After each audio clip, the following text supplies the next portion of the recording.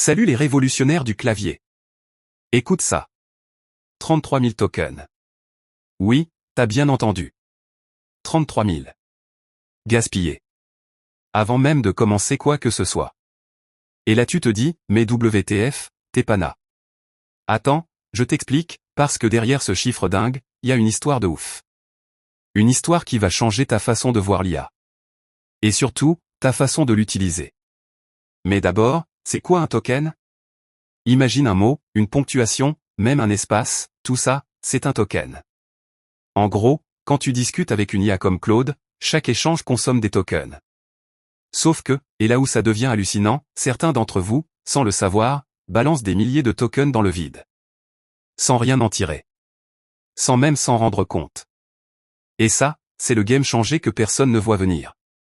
Alors accroche-toi, parce qu'on va décortiquer ce scandale silencieux.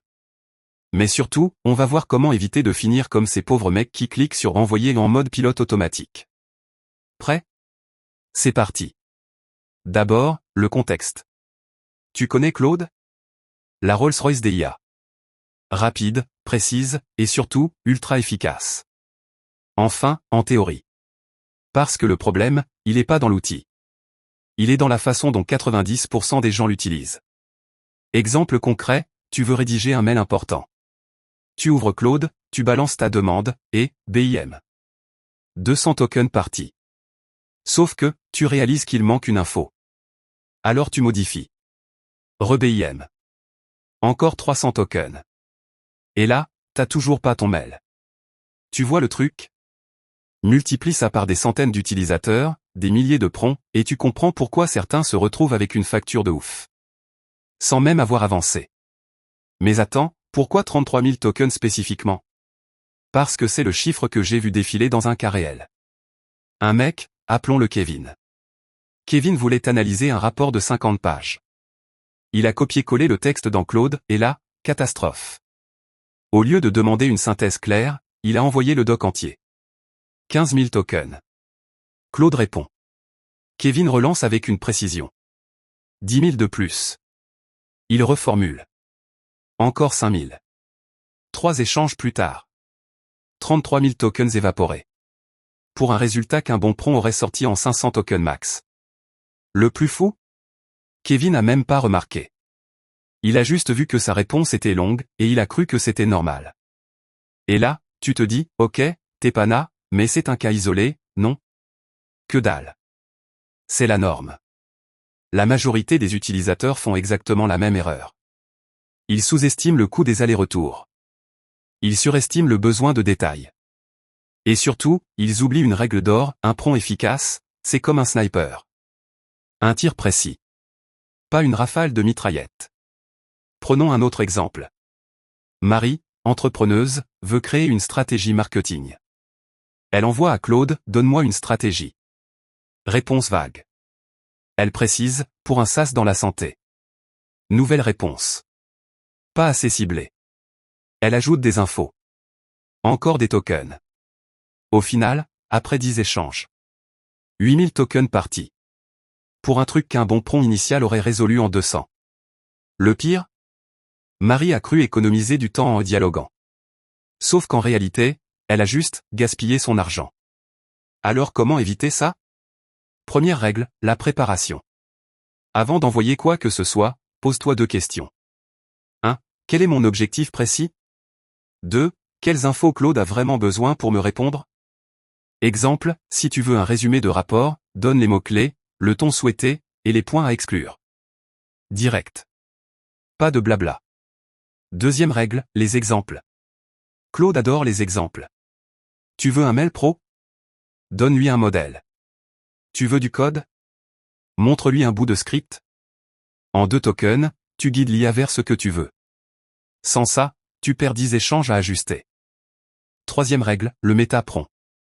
Le game changé ultime.